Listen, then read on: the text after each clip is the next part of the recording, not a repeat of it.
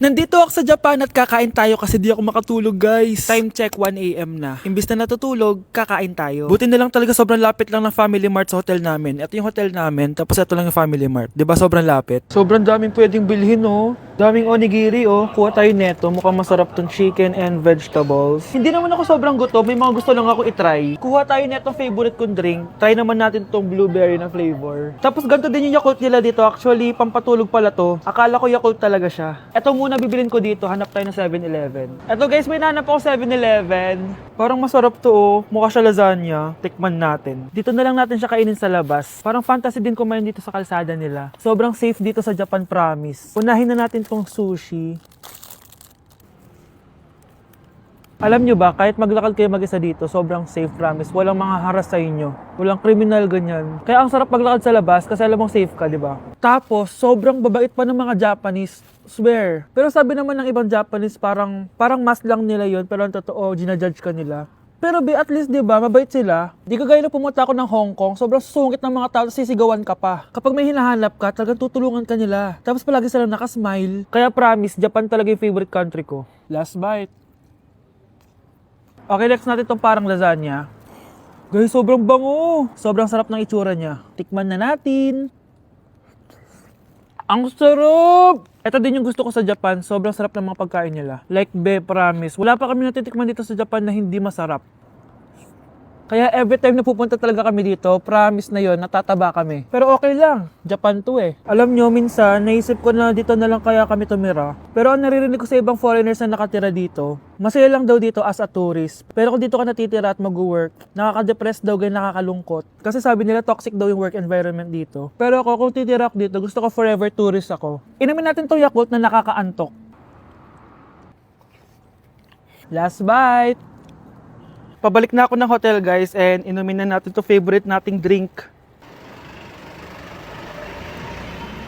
Medyo malansa siya, tas maasim. So, yun lang, guys. Bye! Ganda nito. Sana maging successful yung pagbebenta ko ng damit noon, ha? Mahal, ang dami nating ibebenta mamaya. Manifest natin na makabenta kayo, Nay, para makaahon na tayo sa kahirapan.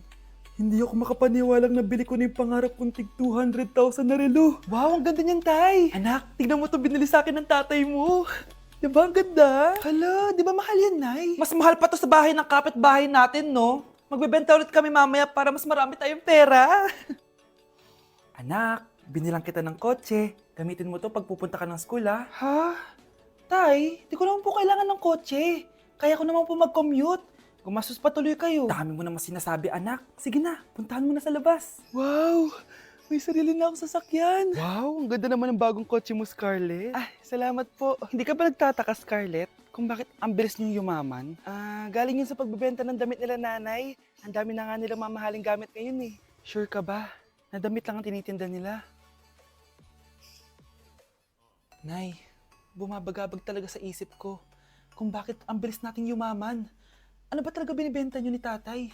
Ano ka ba, anak? Malaki talagang kita sa pagbebenta ng damit. Pero, Nay, wala nang pero-pero. Hindi ka ba masaya, anak? Na mayaman na tayo? Na nabibili natin lahat ng gusto natin? Sige na, mag-aayos pa ako ng benta ko. Mahal, nakauwi ka na ba?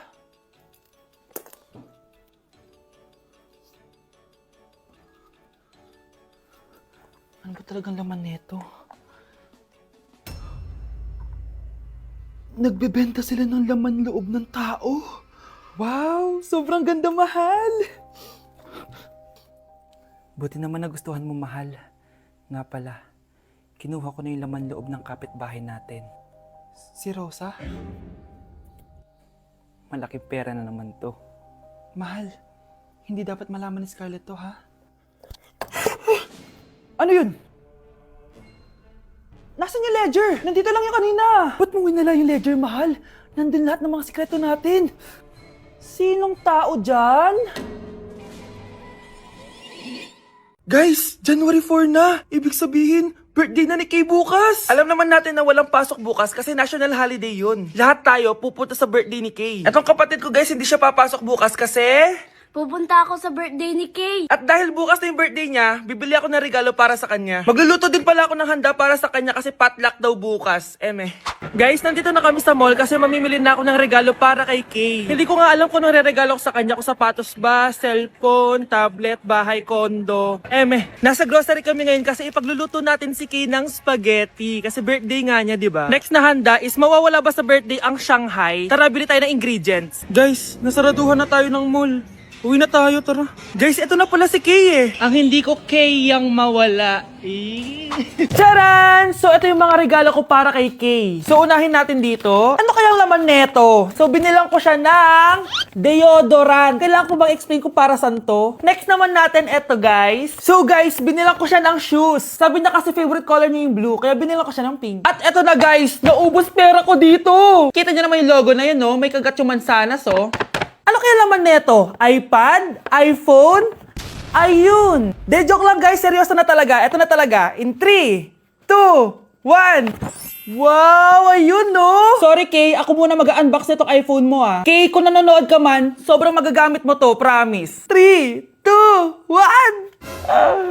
Magagamit mo to sa kusina nyo. Oh, magugas ka dun. Guys, eto na. Magluluto na ako ng spaghetti at ng hangshai para kay Kay. Grabe ka, Kay. Most awaited talaga birthday mo. Sariling birthday ko nga. Hindi ko kaya paglutuan sarili ko. Nawasa? Oh, well. Lagyan natin ng asin. Ilagay na natin. Ginagawa na ni Honey Bunch yung sauce, guys. Tikman natin, guys, yung ginawa naming sauce. Pangit lasa. Next, nalulutuin natin itong hangshai. Charan! Simpleng handaan lang to para kay Kay. Tikman na natin. Guys, hindi pa talaga to yung birthday celebration ni Kay. Kasi ang balita ko, bukas, bongga daw yung birthday party niya. Kaya abangan niyo yun.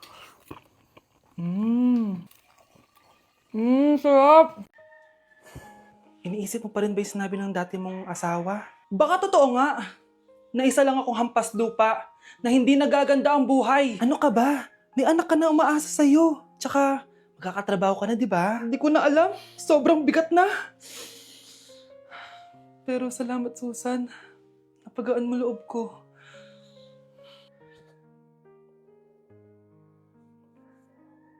Hello, ma'am. Thank you for calling. How can I help you?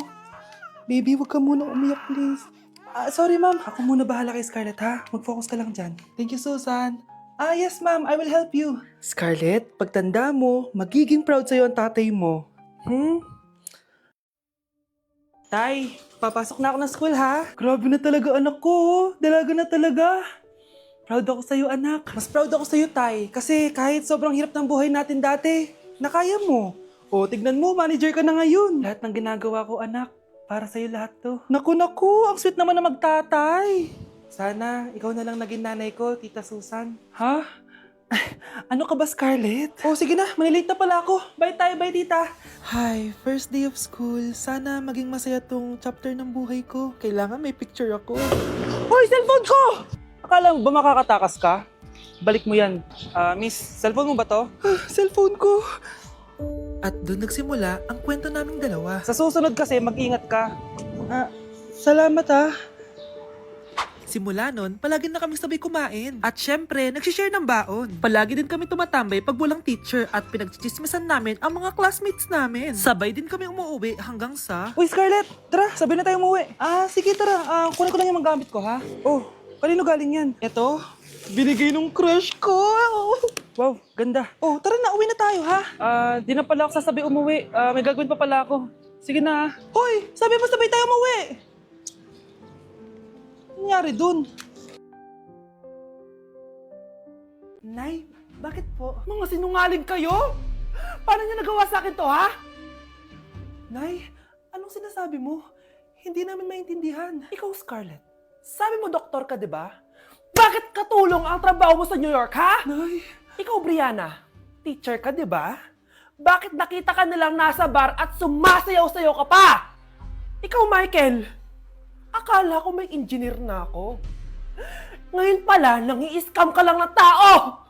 Bakit nyo tinago sa akin to, ha? Nay, hindi kasi ako nakapasa bilang nurse sa New York. Sabi nila, mas magaling kasi talaga si Brianna compare sa akin. Kaya rumakit muna ako bilang katulong para makapag-aral ulit. Oo, Nay! Sumasayaw ako sa bar. Pero di ko binibenta ang katawan ko. Kailangan ko lang yung pera para makagraduate na ako bilang teacher. Ayoko na kasi manghingi sa'yo eh. Ang baba kasi ng sweldo ng engineer, Nay, kaya humanap ako ng paraan para kumita ng pera. Alam ko mali ang pagiging scammer pero yun ang bumuhay sa akin, Nay. Mga anak! Sana sinabi niyo sa akin! Pamilya tayo dito, diba? Magtutulungan tayo!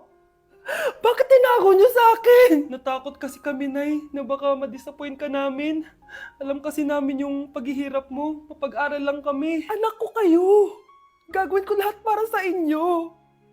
Sa tingin niyo ba hindi ko kayo tatanggapin, ha? Kaya itigil niyo na yung mga ginagawa niyo. Lalo ka na, Miguel! Opo, Nay. Sama-sama tayong bumangon. Nay, sorry. Wow, ang sweet naman. Isa ka pa. Gusto mo talaga masira itong pamilya namin, no? Lumayas ka dito! Pamilyang peke! Ano? Palibhasa, hindi ka mahal ng pamilya mo. Mga ate, kuya, proud pa rin kami sa inyo. Mga anak, simula ngayon, sama-sama na tayo, ha? Walang iwanan at walang magtatago, ha? Promise? Promise, Nay. Hindi na kami magtatago.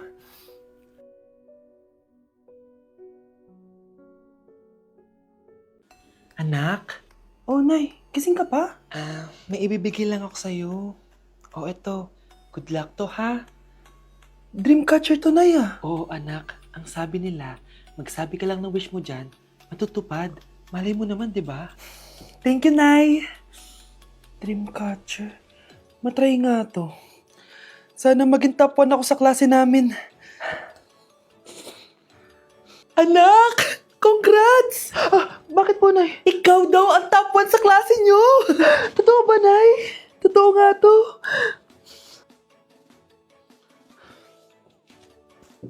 O anak, saan ka galing? Nag-apply ako sa trabaho. Ayoko naman maging pabigat sa inyo habang buhay. Sana makabawi na ako sa inyo. Ba't di mo nalang i-wish yan sa Dreamcatcher? Malay mo naman, di ba? Oo nga no, Nay. Nay! Tanggap na ako sa trabaho! Ang laki pa ng sahod ko! O, di ba? Sabi ko naman sa'yo, anak eh. Deserve mo yan. Nay, sa wakas, makakabawi na rin ako sa inyo. Bes, alam mo, ang yaman mo na. Bakit di ka pa mag-asawa? Ay naku, Bes. Kung may magkakagusto man sa akin, ang gusto ko, mabait at responsable. Parang si Joshua. Naku, Bes. Si Joshua pa. Puro trabaho yan. Hi, Scarlett. Pwede ba tayong mag-lunch together mamaya?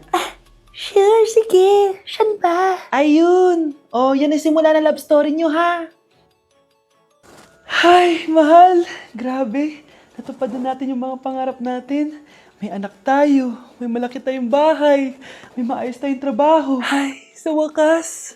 Proud ako sa ating dalawa, mahal!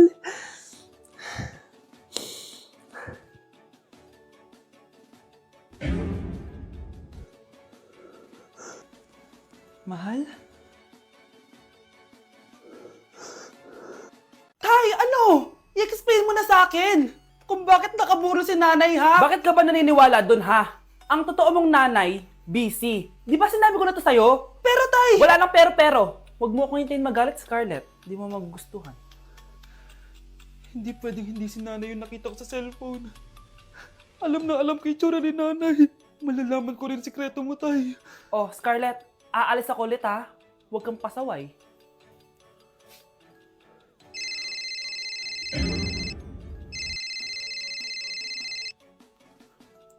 Nasa yung cellphone ko? Hello po. Pwede na po maklaim yung 10 million peso na galing sa insurance ng namatay niyo pong asawa. Insurance? Pasaway ka talaga? Pinatay mo ba si nanay, ha? Para makuha yung insurance niya? Hindi mo naiintindihan, anak. Napakahayop mo! Tatawag ako ng pulis!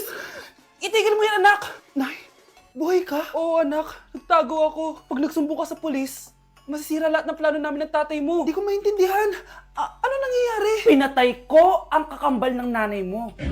Para maniwala sila na siya talaga ang namatay. At makuha natin ng mga pera sa insurance. Sawang-sawa na ako sa buhay na to. Marami akong pangarap, anak. Gusto ko na gumanda yung buhay natin. Naririnig niyo ba yung mga sarili niyo, ha? Hindi ba kayo natatakot sa mga pinaggagawa niyo? Kung yayaman tayo sa maling paraan at sa paraan na magtatago ka sa pulis, Nay, itigil niyo na to, please. Please lang. Nay, kamusta na po kayo ni tatay? Eto anak, okay naman. Ikaw, kamusta ka na? Eto, Nay. Malapit na ako matapos ng college. Sana paglabas nyo ni tatay, marami na akong ipon. Huwag kang mag-alala, anak. Konti panahon na lang. Magkakasama ulit tayo ng tatay mo. See you, Nay. Miss ko na kayo. See you soon, anak.